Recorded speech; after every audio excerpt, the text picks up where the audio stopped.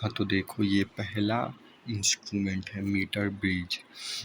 और केमिस्ट्री की अरे फिजिक्स के पहले वाली बुक में ऐसे ही इंस्ट्रूमेंट्स को जैसे सेमीकंडक्टर है तो उसमें भी है, और पहले बुक में भी बहुत सारा इसकी तरह जैसे पोटेंशियोमीटर हो जाएगा, ये हो जाएगा, ऐसे बहुत सारे इंस्ट्रूमेंट पहले बुक में भी है। और देखो सबसे पहले तो हम एक मीटर स्केल लेंगे जिसका ऐसा कोई मतलब नहीं है, लेकिन स्केल एल 100 - एल वो नापने के लिए काम आएगा, कि नहीं तो ऐसा कोई यूज नहीं है, ज़रूरी नहीं है।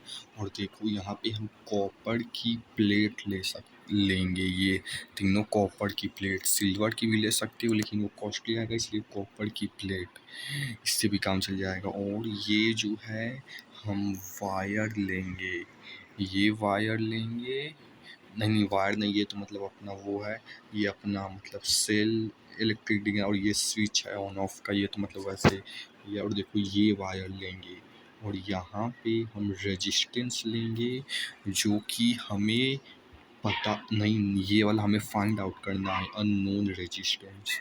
और यहाँ पे हम वो वाला रेजिस्टेंस लेंगे जो कि हमें पता है, मतलब इसका रेजिस्टेंस की वैल्यू। और रेजिस्टेंस देखो ये बॉक्स में है एक, इसीलिए इसको रेजिस्टेंस बॉक्स भी बोल सकते हो। यहाँ पे देखो क्लिप्स लगा है, इसको निकाल के दूसरा लगाने से आप जैसे चाहो वैसे रेजिस्टेंस चेंज कर सकते हो। और देखो ये यहाँ से ये तार है, ये भी तार है, और ये बीच में गैल्वेनोमीटर है।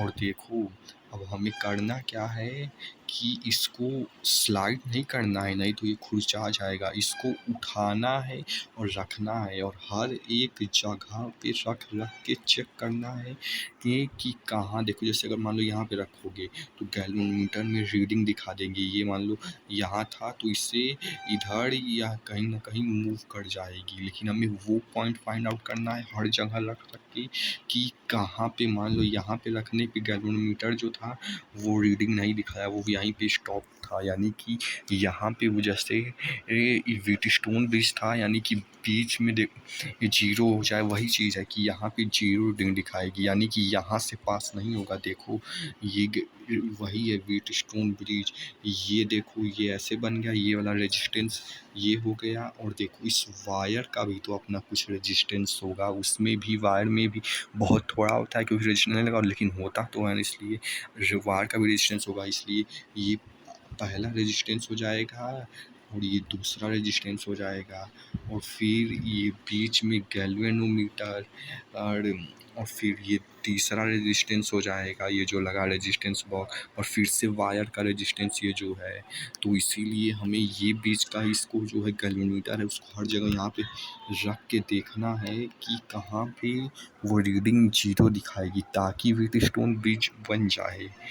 और देखो ये जो मतलब वायर नहीं, थोड़ा मोटा सा है, जो भी है ये है, पता नहीं जो भी है, वायर ही होगा कोई मोटा। और इसका हम 1 मीटर का लेंगे वायर, 100 सेंटीमीटर तो बोल सकते हो। तो देखो सबसे पहला पॉइंट तो इसमें ये होगा कि ये यूनिफॉर्म क्रॉस सेक्शन होगा, यानी हर जगह सेम, सही से नहीं पता लेकिन हर जगह सेम क्रॉस सेक्शन एरिया होगा, मतलब सेम नंबर ऑफ पार्टिकल्स, अपना इसी को सेम क्रॉस सेक्शन है। और दूसरा कि ये वायर ऐसा लेंगे ताकि जिसमें का जो टेम्परेचर इंडिपेंडेंट हो, यानी टेम्परेचर के चेंज करने से जो वायर का रेजिस्टेंस है वो चेंज ना हो।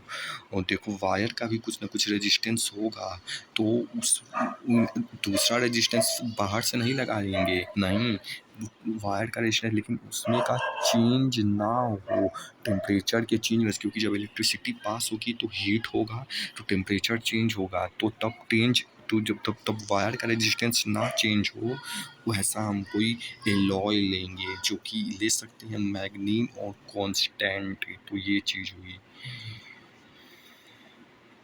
और देखो ये जो हम उठा के रखेंगे, देखो यहाँ से एक पॉइंट है, और जो है मेन चीज़ यहाँ से तार गया, इसको जॉकी बोलते हैं। जॉकी कहने का मतलब कि ये ऐसा मेटल, मतलब कि मेटल का रफ जिसका नाइफ, यानी कि ये नोकीला एज हो, नाइफ है जो ऐसा मेटल का रॉड साइज नहीं पता, लेकिन नाइफ है यानी नुकीला हो।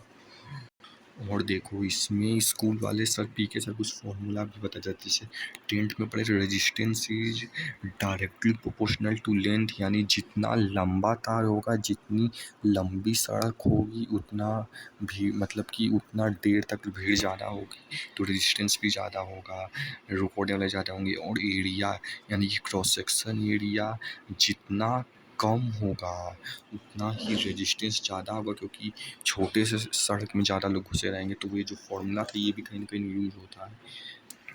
अब देखो जो बता रहे थे कि इसको एक जगह उठा हर जगह रखेंगे, ताकि जहाँ देखो सब जगह रीडिंग बता देगी, यहाँ से यहाँ घूम जाएगी, लेकिन जहाँ ना घूमे ऐसा कोई पॉइंट मिलेगा। मान लो ये डी पॉइंट मिलता है तो उसी को नल पॉइंट बोलते हैं, कि जहाँ गैल्वेनोमीटर डिफ्लेक्शन शो ना हो। डिफ्लेक्शन मतलब कि वो मतलब जो रीडिंग होती है जैसे ऐसे मान लो है तो वो मूव करेगी ये ताकि वोल्टेज बताए, लेकिन जहाँ मूव ना करे उसी को डिफ्लेक्शन बोलते हो। तो वही चीज़ है कि सोज नो डिफ्लेक्शन, मतलब कि वही मूव करने को डिफ्लेक्शन बोलते हैं, और नहीं मूव करेगा तो डिफ्लेक्शन नहीं होगा।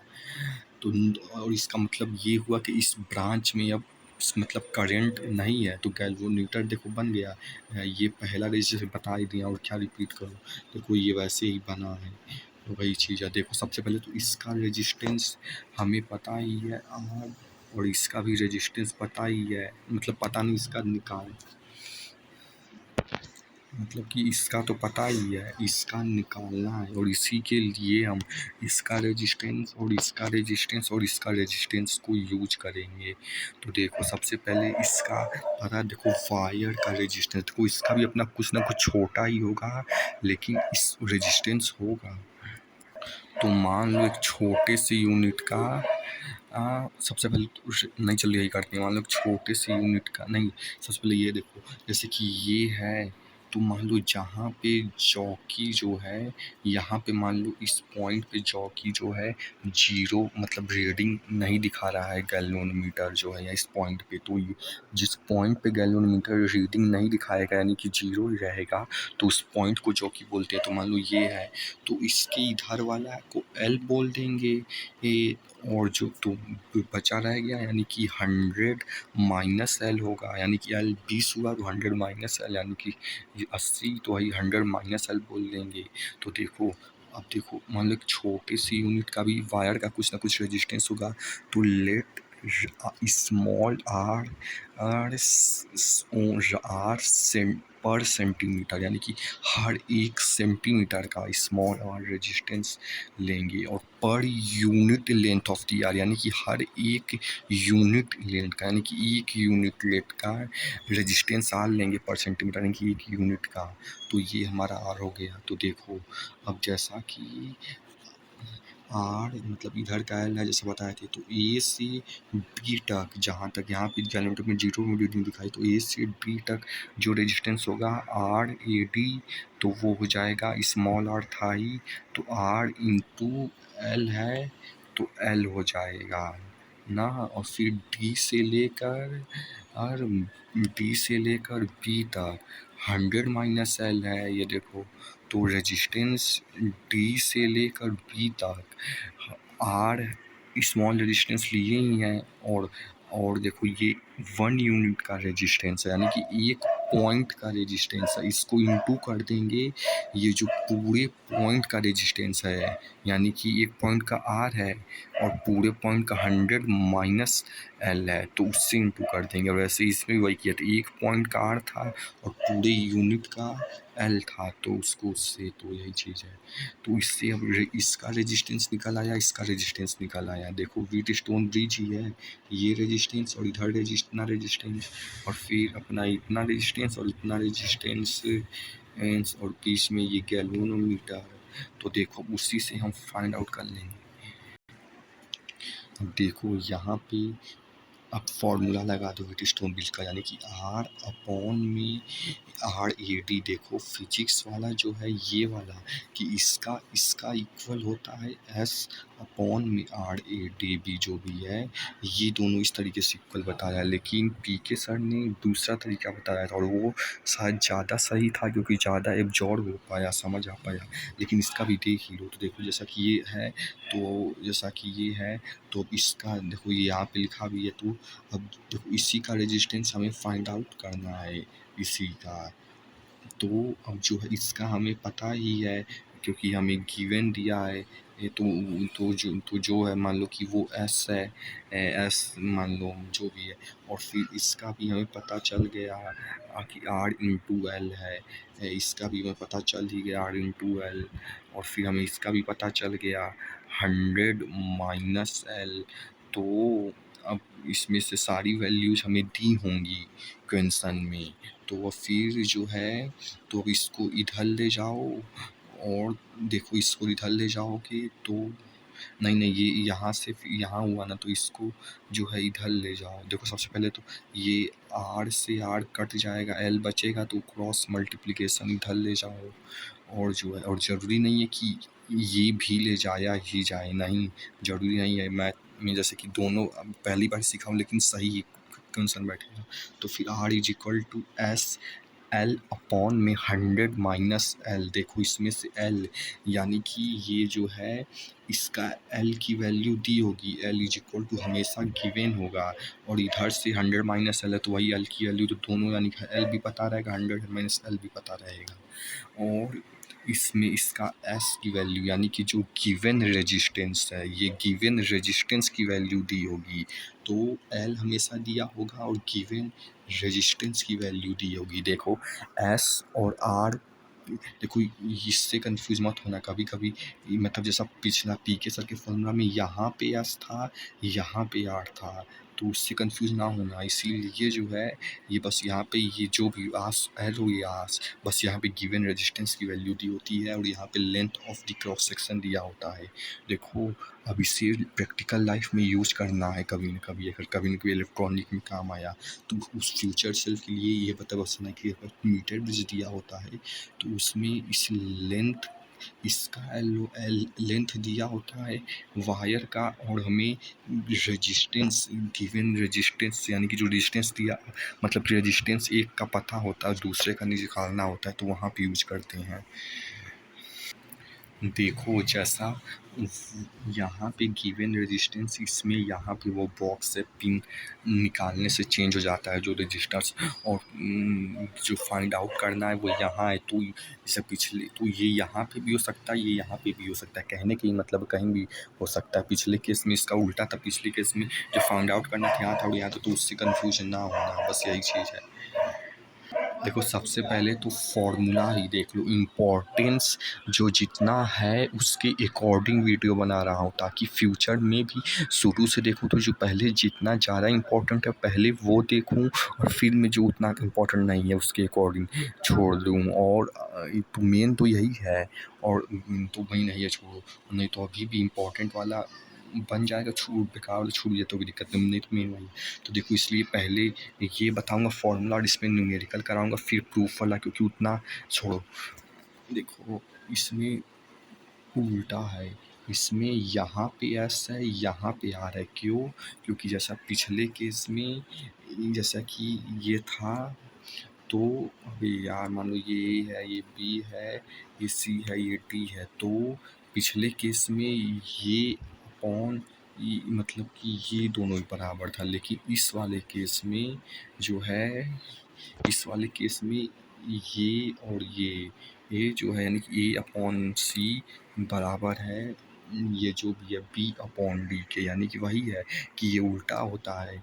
फिजिक्स वाला उस तरीके से बोलता है और पी के इस तरीके से कराए कि इस दोनों का अपॉन बराबर होगा इस दोनों के अपॉन के, और फिजिक्स वाला के अकॉर्डिंग इस दोनों का अपॉन बराबर होगा इस दोनों के, इसीलिए जो लेकिन मेन पी के वाला सही है। तो छोड़ो, यहाँ पे S is equal to R मतलब यही है कि गिवन रेजिस्टेंस यहाँ पे दिया होगा और यहाँ पे जो रेजिस्टेंस निकालना होगा वो एस और लेंथ ये हो जाएगा। तो इस फॉर्मूला को बस याद याद करना नहीं, अब्जॉर्ब हो गया, यही ऑफलाइन का फ़ायदा होता है। तो मान लो यहाँ पे एल दे दिया कि मान लो जितना भी दिया है, मान लो एल दे दिया 40, एल दे दिया है 40 सेंटीमीटर और जो है रेजिस्टेंस दिया है 25 ओम। तो अब फाइंड आउट करो कि इस रेजिस्टेंस ये वाला निकालो। तो देखो सिंपल सा है, सबसे पहले तो लिखने का तरीका भी देखो, एग्जाम में बोर्ड में कैसे लिखो। देखो L is equal to 40 centimetre ये लिख दो पहले, ताकि मतलब वही चीज़ है। तो 25 ओम और देखो तो सिंपल सा है, उसी फार्मूला पे बस देखो वही चीज़ है कि एक बार बस फार्मूला जब उस फार्मूला पे केवल रखना होता है। अब फिर से वो न्यूमेरिकल लगाने के लिए पूरा डेरिवेशन करके नहीं लगाना होता है, नहीं पूरा कॉन्सेप्ट फिर से नहीं समझाना होता है, बस मेन वो फार्मूला याद होना चाहिए, केवल उसी पे वैल्यूज रख देने से इतना सिंपल होता है, निकल जाता है। और नहीं तो जो डिफ़िकल्ट वाला होता है बस उसमें ये भी बस वैल्यूज ही न्यूमेरिकल में रखना होता है, बस 2-3 अलग अलग कॉन्सेप्ट को मिला के, नहीं तो बस न्यूमेरिकल छोड़ो। देखो यहाँ पे जो है एल दिया है तो यहाँ पे 40 रखो, यहाँ पे 40 और यहाँ पे 25 रखो। तो देखो यहाँ पे 40, यहाँ पे 40, यहाँ पे 25, तो फिर 100 माइनस 40 60 और 40 फिर और 25 फिर इसको काटोगे और फिर इंटू करोगे 3/2, फिर ऐसे करोगे तो 37.5 ओम है। इतना सिंपल है। और देखो फिर दूसरे केस में मान लो एल 25 सेंटीमीटर और आर 10 है, तो वही है यहाँ पे नहीं 75 है शायद से। तो देखो यहाँ पे जो है 75 लिखो, नीचे भी 75 और फिर 25 और 75 आएगा और फिर इधर 10 ओम है गिवन रजिस्टेंस, तो काटो फिर आएगा 3.3 ओम। इतना सिंपल है। तो देखो जैसे कि यूट्यूब वाले एक एक कॉन्सेप्ट क्लियर कराते हैं कि इसमें कैसा वायर लेना चाहिए, क्या लेना चाहिए, जिससे फ़ायदा ये हो सकता है कि जो रियल लाइफ में अगर तो अप्लाई करने में, क्योंकि कॉन्सेप्ट ज़्यादा क्लियर रहता है इसलिए ज़्यादा बेनिफिट होगा, लेकिन अप्लाई करने को तो मिलता नहीं है, इसलिए जो है मेन एग्ज़ाम में नंबर आए, इसलिए कोई बहुत समझने की ज़रूरत नहीं है बहुत ज़्यादा एक एक कॉन्सेप्ट, जैसे फिजिक्स वाला नहीं, जितना ऐसे पीकेएसएल कराएं बस उतना बेसिक कॉन्सेप्ट समझो और मेन जो ऐसे जो फार्मूला पे न्यूमेरिकल लगाने पे एनर्जी कंज्यूम करो। छोड़ो रट्टा, सिंपल सा है कि रट्टा बनने में ही फ़ायदा है क्योंकि नंबर ज़्यादा आएंगे और अप्लाई तो होगा नहीं रियल लाइफ में, क्योंकि अप्लाई करने के लिए कोई चीज़ ही नहीं है। तो छोड़ो। देखो पीके सर का डेरिवेशन देखो इनका जो है ये जो फॉर्मूला है R is equal to rho l by ये, इस पे बेस है, नहीं तो कौन बेसिक सेम ही है कि हमें जो है इसका रेजिस्टेंस दिया ही है और जो है इसका निकालना है और हमें इसका जो है फाइंड आउट करना है कि इस वायर का रेजिस्टेंस कितना है। तो जिसके लिए इसमें हम यूज करेंगे कि इस वायर का जो रेजिस्टेंस है rho L upon A L जो भी उसके अकॉर्डिंग यूज करेंगे और फिर निकालेंगे। तो देखो जैसा रेजिस्टेंस ऑफ वायर ए से लेकर बी तक का जो रेजिस्टेंस है, यानी कि इतना यहाँ पे समझ रहे हो ना। देखो यहाँ पे इस पॉइंट पे जॉकी रुका है, यानी कि इस पॉइंट पे गैल्वेनोमीटर में 0 रीडिंग दिखाई है, तो वही चीज़ है। तो छोड़ो, ये हो गया एल। तो रेजिस्टेंस ऑफ वायर ए से लेकर बी तक, तो देखो और तो देखो इस पॉइंट को P नाम दे दो। क्यों? क्योंकि जो व्हीटस्टोन का ब्रिज था P/Q इक्वल टू R/S, उस पे ये न्यूमेरिक मतलब कि वो वैल्यू रखने में आसानी होगी, इसलिए P दे दो इसको। तो P इज इक्वल टू, या तो कह सकते हो रेजिस्टेंस था R इज इक्वल टू, लेकिन यहाँ पे P देने गया ताकि वहाँ पर वही है रेजिस्टेंस, इसलिए क्योंकि रेजिस्टेंस और P इसलिए ताकि वहाँ पर रखने में आसानी हो। रोल देखो रेजिस्टेंस का फॉर्मूला ये होता है कि resistance is equal to rho l upon में, तो इसका रेजिस्टेंस का फॉर्मूला रोल और एल, यानी कि इसका लेंथ क्या है इस वायर का, तो इस वायर का लेंथ एल ही है यहाँ तक, तो एल होगा और अपना एरिया तो सेम ही रहेगा। तो मेन जो है डिफर करेगा वो यही है कि इस वायर का लेंथ क्या होगा, नहीं तो एरिया तो सेम ही रहेगा। और देखो तो देखो जैसा कि अब फिर रेजिस्टेंस ऑफ वायर बी से लेकर सी तक, जिसको हम नाम दे देते हैं क्यू। तो Q is equal to rho L upon में ए। देखो एरिया तो बोला यूँ सेम ही रहेगा, लेकिन इसका लेंथ कितना है, तो देखो इसका लेंथ है 100 माइनस एल। तो इसीलिए इसमें 100 माइनस एल ये वेरी करेगा, क्योंकि लेंथ कहीं छोटी है कहीं बड़ी है, लेकिन एरिया क्रॉस सेक्शन जो है सेम ही है, इधर भी उतना ही एरिया है इधर भी उतना ही एरिया, तो वही चीज़ है। तो इसके अकॉर्डिंग अब इस दोनों को फर्स्ट इक्वेशन और सेकंड इक्वेशन को डिवाइड कर, नहीं इसको होल्ड करो।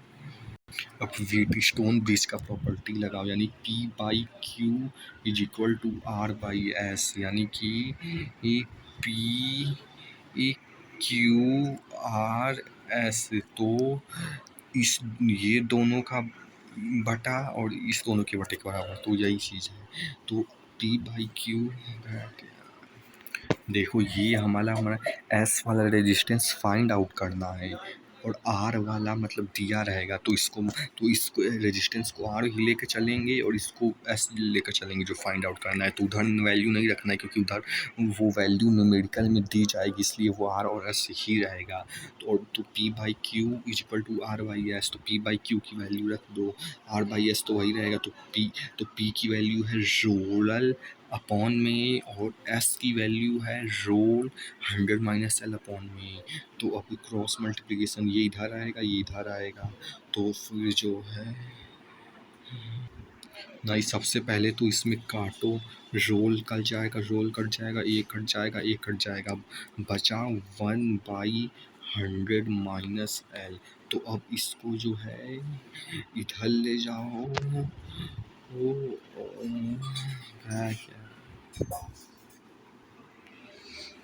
छोड़ो, मतलब कि इसको उधर ले जाओ और इसको इधर ले जाओ, तो फिर ये हो जाएगा उधर जाएगा, तो R 100 minus R into 100 minus L, और फिर जो है